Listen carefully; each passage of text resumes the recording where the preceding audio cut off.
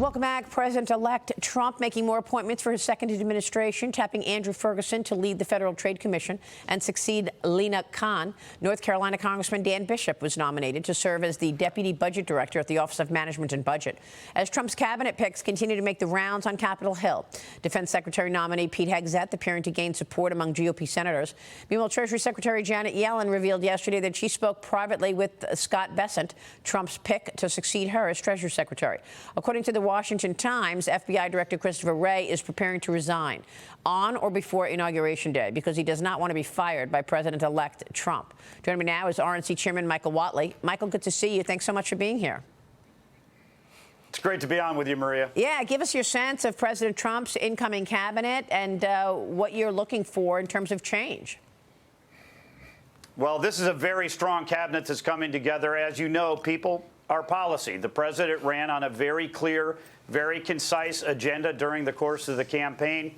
Restore the southern border, rebuild our economy, keep our communities safe, and make sure that America is strong enough to protect our interests and allies around the world. And that's exactly the team that he is assembling right now, from Pete Hegseth through Kash Patel, through Kristi Noem, and everybody else that is coming together. We are seeing a team that is going to hit the ground running. They're going to be able to implement these policies on day one. The American people spoke on November 5th. They want America to move forward. They want America to be strong. And Donald Trump is assembling a team that's going to be able to get that done. Well, Michael, look, we spoke a lot during the campaign season. You did a great job. You and your team there at the RNC focused on getting people out to vote, and you focused on election integrity. I think people thank you for that. So congratulations. You did a great job. What are the priorities now that you've completed the job in terms of getting President Trump back into the White House?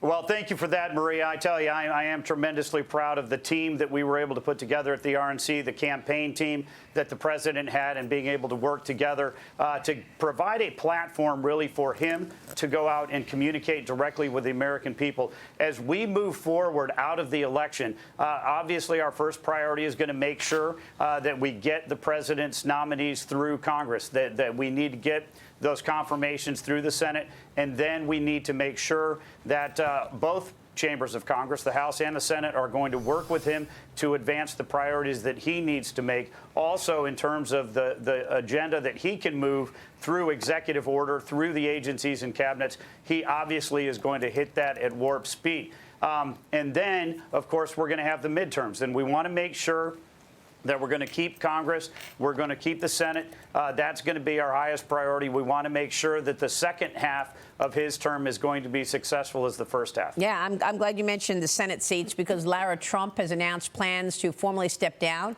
as your partner, co-chair of the RNC. President-elect Trump reportedly spoke to Florida Governor Ron DeSantis about DeSantis choosing Lara Trump to fill Marco Rubio's Senate seat to represent the people of Florida in the Senate. Trump endorsed RNC Treasurer Casey Crosby to succeed his daughter-in-law as co-chair of the RNC. Posted on Truth Social earlier this week that Crosby has, quote, helped the RNC smash every fundraising record in history and fortified our party's financial foundation. Casey will work on continuing to ensure a highlight functioning, fiscally responsible and effective RNC that makes election integrity the highest priority. So, Michael, your thoughts on working with Crosby and Lara Trump stepping down? I simply do not have the words to tell you how great a partner Lara Trump has been at the RNC. She has been fantastic on TV. She has been a fundraiser. She has been willing to go anywhere and do any work for the campaign to support Donald Trump and Republican candidates up and down the ballots. And I know that we are going to continue to work together no matter what platform she's going to be speaking from. She is going to remain a steadfast ally to President Trump and conservatives across the country. I'm very excited to work with Casey Crosby. She has served as our treasurer over the course of the last couple years. A solid conservative, and she'll be a great member of the team at the RNC. Well, look, when I spoke with Lara Trump recently, she said she would love to be considered to represent Florida in the Senate, and she said that she would look forward to the job if Ron DeSantis actually chose her and tapped her for that Senate seat. We actually have another potential Senate seat nominee with us right now on set, and that's Mahek Cook. Mahek, you've been talked about in terms of filling J.D. Vance's seat in Ohio.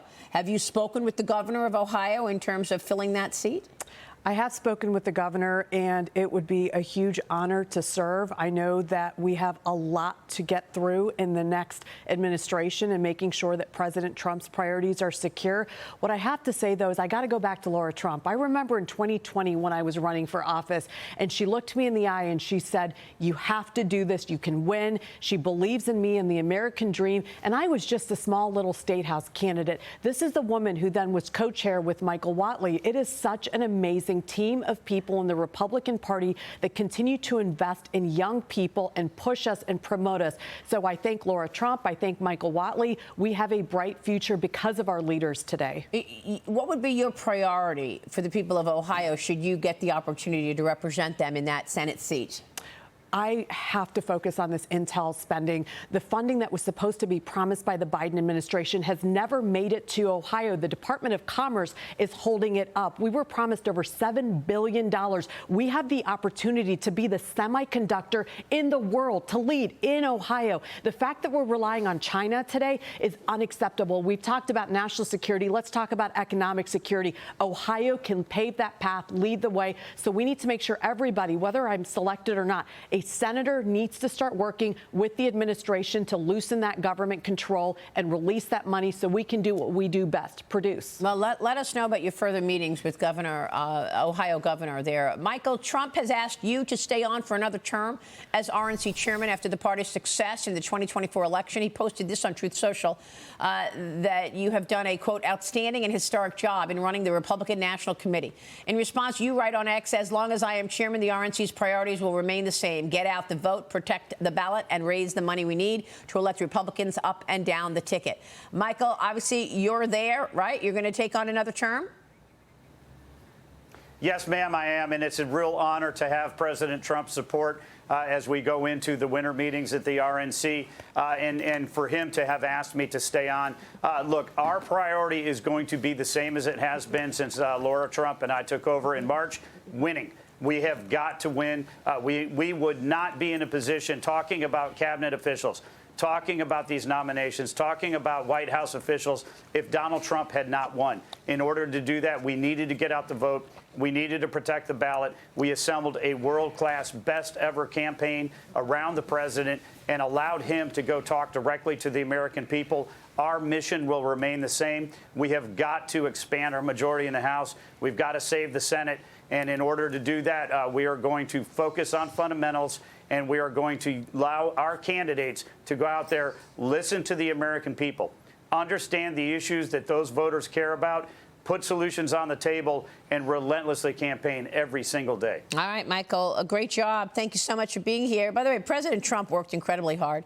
He deserves a lot of credit. He worked so hard to win this thing. Thank you, sir. We will see you soon, and we'll be watching your work.